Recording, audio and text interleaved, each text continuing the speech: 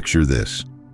In the middle of a bustling city, where everyone is rushing, competing, performing, there's one man walking slowly.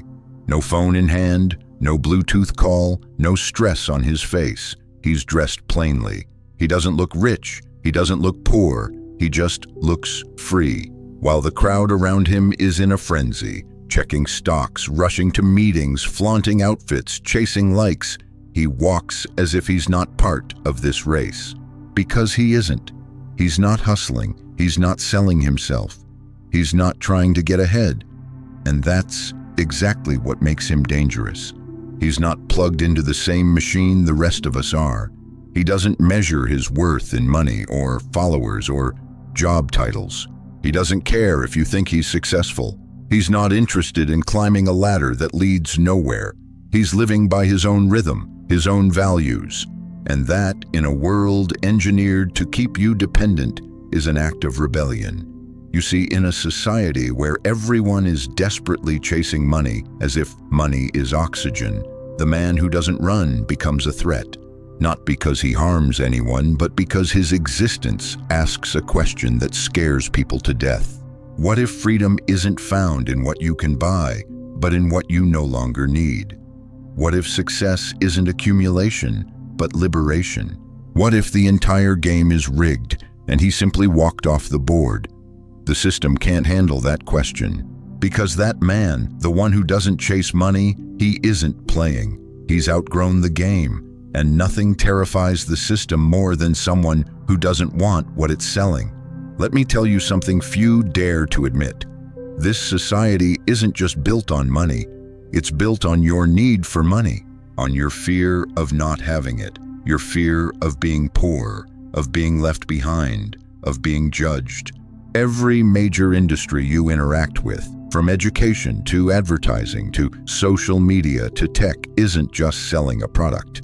It's selling you a story, that your life is only valuable if it's profitable, that you must hustle or you're lazy, that you must want more or you're unambitious, that comfort is weakness and burnout is a badge of honor. Think about it. You're taught from a young age that success equals earning, that your time only has value if someone else is paying for it, that rest is guilt and play is childish unless it's monetized.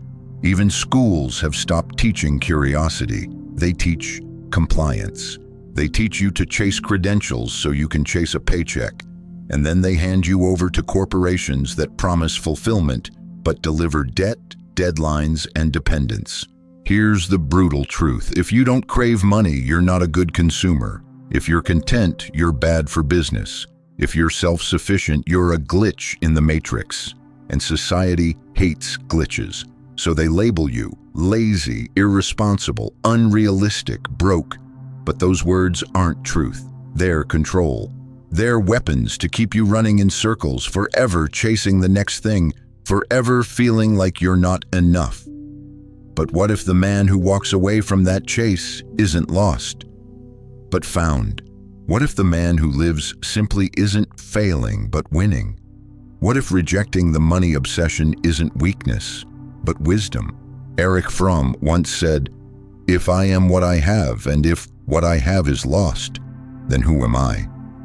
The system doesn't want you to ask that question, but you must, because until you do, you're not living, you're just earning, and there's a world of difference between those two. Erich Fromm once said, "Real wealth is not having more, but needing less." But he went even further. He wrote, "The truly rich man is not the one who has much, but the one who is no longer controlled by the fear of not having." Let that sink in. Most people don't chase money because they love it. They chase it because they fear what happens without it. Fear of judgment, fear of failure, fear of irrelevance. But what if the man who feels no fear about being broke because he knows who he is with or without a bank account is actually the richest man in the room?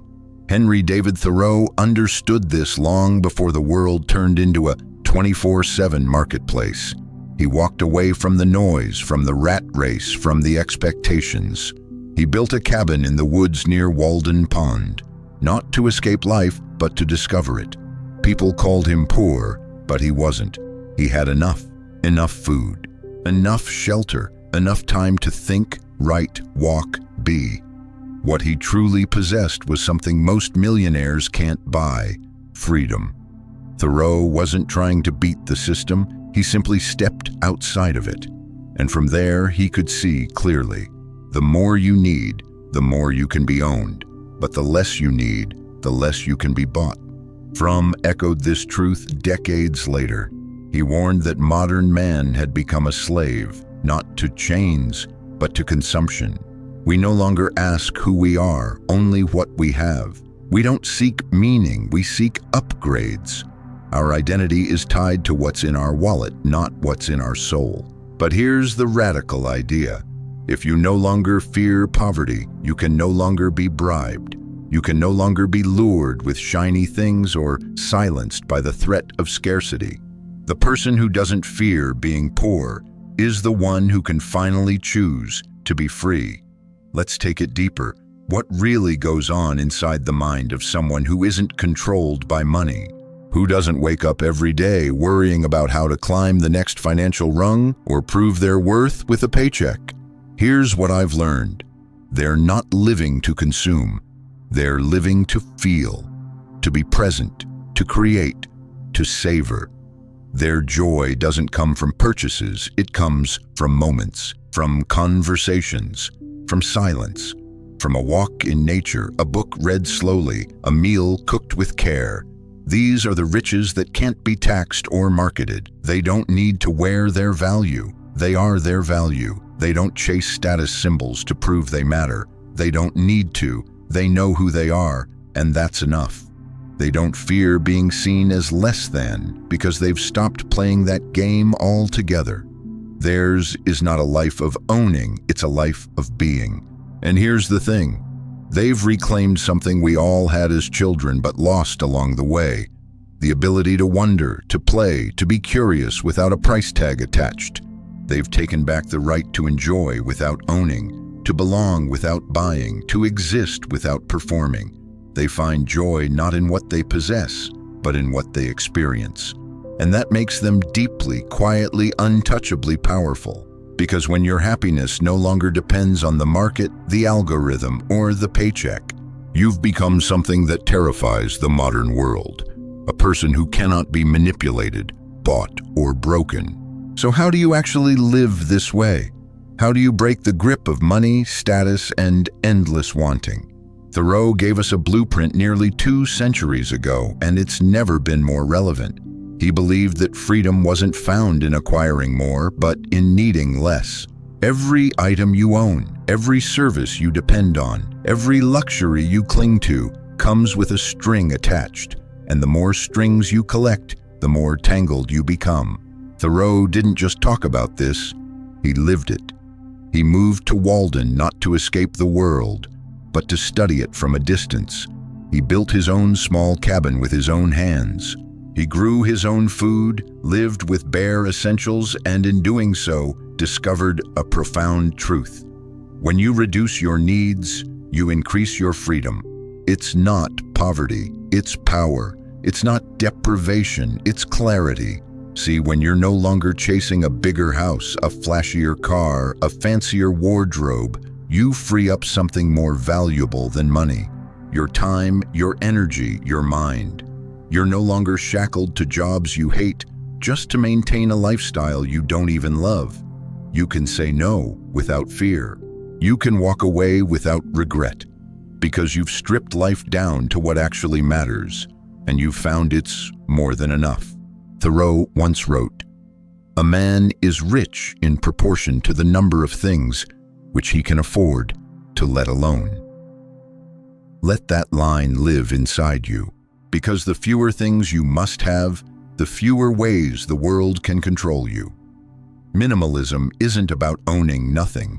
It's about no longer being owned. When you live with just what you need, everything you have starts to mean more.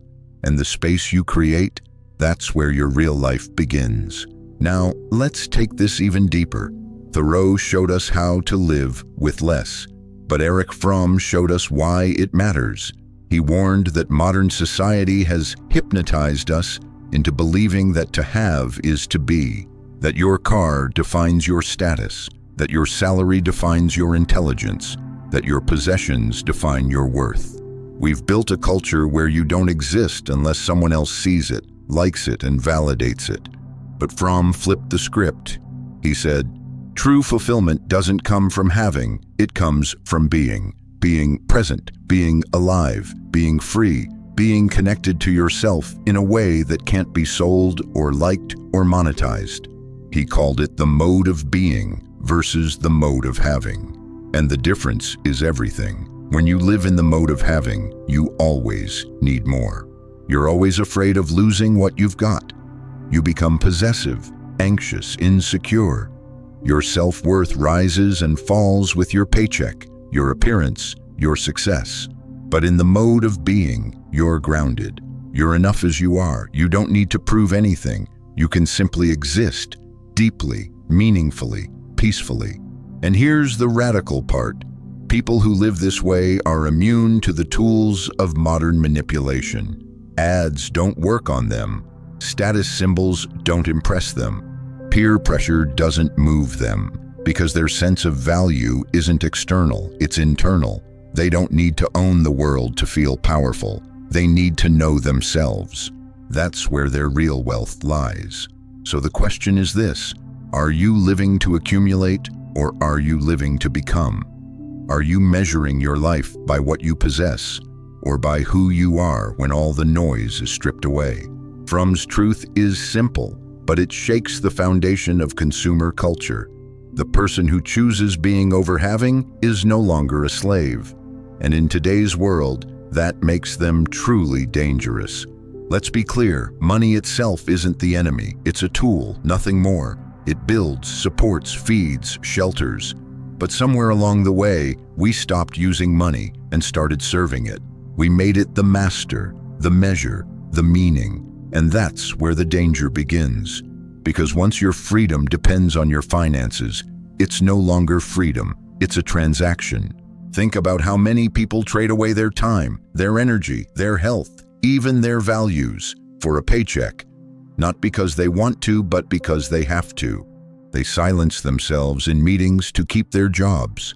They stay in toxic careers for the illusion of security. They say yes when their soul screams no just to keep the money flowing. That's not wealth, that's quiet desperation. But here's the paradox.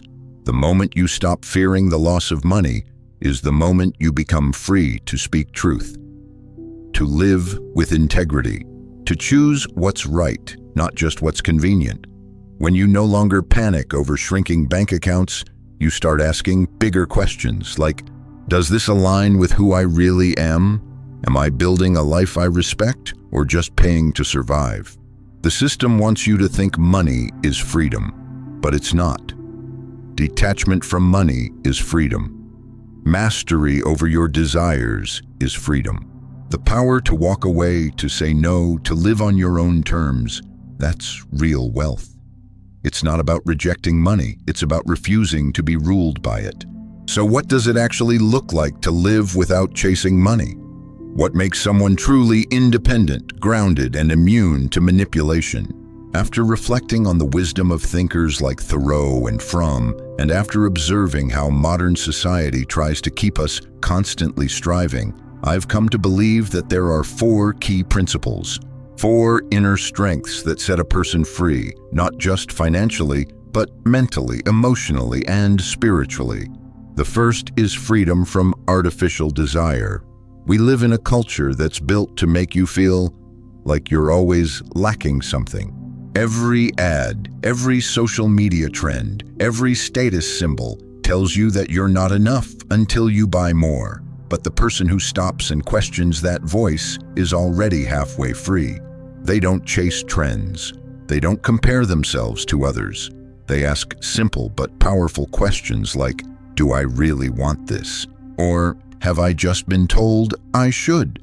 That kind of awareness breaks the cycle of endless consumption. The second pillar is value independence. Most people are walking around with values they never chose. They believe what their parents believed. what their teachers taught, what society repeated, without ever asking why. But the person who defines their own code of success and happiness, based on what truly matters to them, becomes untouchable. When you no longer need approval to feel right, when you know what you stand for, the pressure to conform loses its power. Third is the ability to nourish yourself emotionally.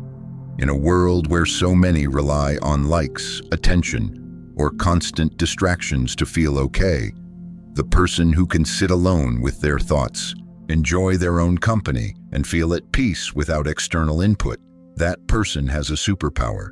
Their joy doesn't come from possessions. It comes from reflection, from creativity, from being fully alive in the moment. And that kind of inner strength can't be bought or borrowed. It has to be built. And the fourth is something most people never dare to practice: social courage.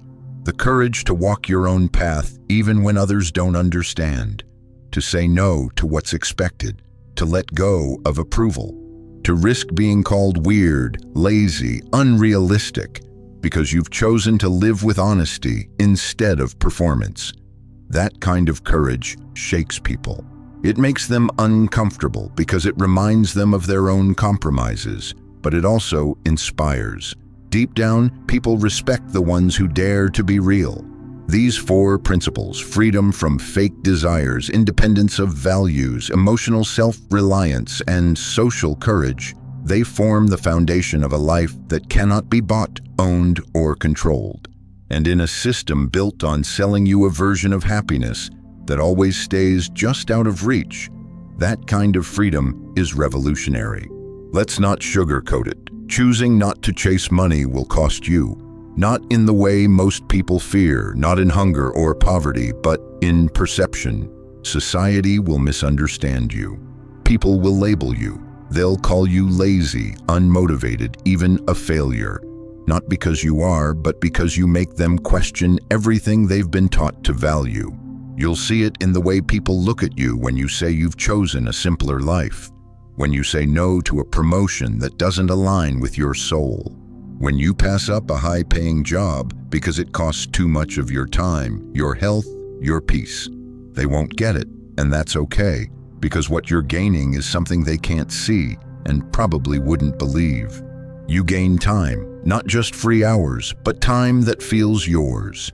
You gain space to think, to breathe, to reconnect with what matters. You gain clarity, the kind that can only come when you're no longer sedated by distraction or chasing approval.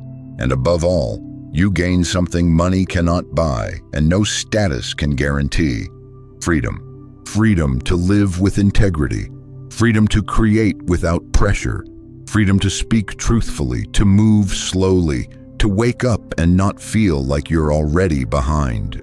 That kind of freedom is rare. And because it's rare, it's misunderstood. People might drift away. Some friendships will fade. Even family may worry you've lost your ambition. But what they don't see is that you haven't given up on life. You've finally started living it on your terms. And here's the paradox. When you no longer need money to prove your worth becomes self-evident. You carry it with you. It shows in how you walk, how you speak, how you no longer bend yourself to fit into spaces you've outgrown. That quiet confidence, the one that doesn't need attention to exist, that's the reward. That's the treasure at the end of the road, less traveled. Now, let's talk about why this choice, this refusal to play the game, makes people so uncomfortable. Why it threatens the very structure of modern life. Because when you step out of the money chase, you don't just change your own life, you disrupt the system. First, the economic system. Modern economies thrive on endless consumption. You are expected to keep buying, upgrading, wanting. A person who's content, who doesn't need the newest phone, the latest fashion, or the fanciest vacation, is a problem. You don't feed the machine. You don't fuel the cycle. And that makes you economically useless in the eyes of those who profit from your insecurity. Second, the political system. Most political narratives are built on fear. fear of scarcity, fear of the other, fear of losing what you have. A person who's not scared of losing money, status, or approval is much harder to manipulate. You can't be baited with promises or threatened into silence. You think for yourself. You vote with clarity. You resist emotional blackmail. And that kind of independence terrifies people who rely on mass control. Third, the psychological impact. Your peace becomes a mirror, and people hate what it reflects. Your contentment highlights their restlessness. Your freedom exposes their chains. You're not judging them, but they feel judged just by your existence, and so they push back. They call you strange. They try to pull you back in, because if your way of life is valid, then maybe theirs isn't, and that's a truth too heavy for most to hold. In the end, society doesn't fear the poor. It fears the independent. It fears the person who doesn't want what everyone else is chasing, the person who doesn't need to prove anything, the one who walks through the world not looking to take, but to be. And that kind of person is the rarest and most dangerous kind of all. So how do you become this kind of person? The one who isn't chasing money, who isn't consumed by fear, who lives on their own terms. Fromm and Thoreau didn't just point out the problem, they modeled a way out. And no, it doesn't require escaping to the woods or rejecting all comforts. It starts with something far more subtle and far more powerful. You start by simplifying, not just your home, but your mind. Begin to strip away the noise, the clutter, the compulsions. Look at your spending, not as a financial strategy, but as a spiritual audit. What are you buying that you don't need? What desires have been planted in you by advertising, not by your own soul? Then go deeper. Define your non-negotiables. What values are worth more to you than any paycheck? Maybe it's honesty, or time with your family, or your health, or your creativity. Whatever it is, name it, write it down, and make it sacred. Because when you know what can't be bought, you stop selling pieces of yourself for comfort or praise. Next, invest where it counts. Not in stocks or brands, but in your being. Learn something that inspires you. Read slowly. Think deeply. Make things with your hands. Spend time alone, not to escape people, but to find yourself again. Because the truth is, you can't live freely if you don't know who you are. Becoming is not a side project, it's the main mission. And slowly, intentionally, reduce your dependence on money. That doesn't mean becoming reckless or irresponsible. It means becoming resourceful. Learn to need less. Learn to build your life not around your income, but around your priorities. That shift, small at first, starts to change everything. You begin to trust yourself more than the market. You begin to live with money, not for it. This isn't a one-time decision. It's a daily practice, a slow but steady rebellion, a choice to be ruled by purpose, not price.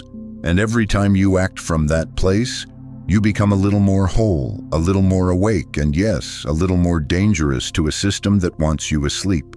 In the end, the man who doesn't chase money is not poor. He's powerful. He's not lacking drive. He's chosen a different direction. He's not behind. He's just walking a road that most people are too afraid to take. He lives by his own compass. He works for meaning, not just for wages. He values time more than titles, depth more than display. And because of that, he can't be bribed with status, bought with comfort, or silenced by fear. He doesn't need the system's approval because he's found his own. Yes, people will misunderstand him. He'll be called unambitious, unrealistic, even dangerous. And in a way, he is dangerous. Dangerous to a culture that runs on insecurity. Dangerous to a world that profits from your discontent. Dangerous to anyone who needs you to stay small, scared, and obedient.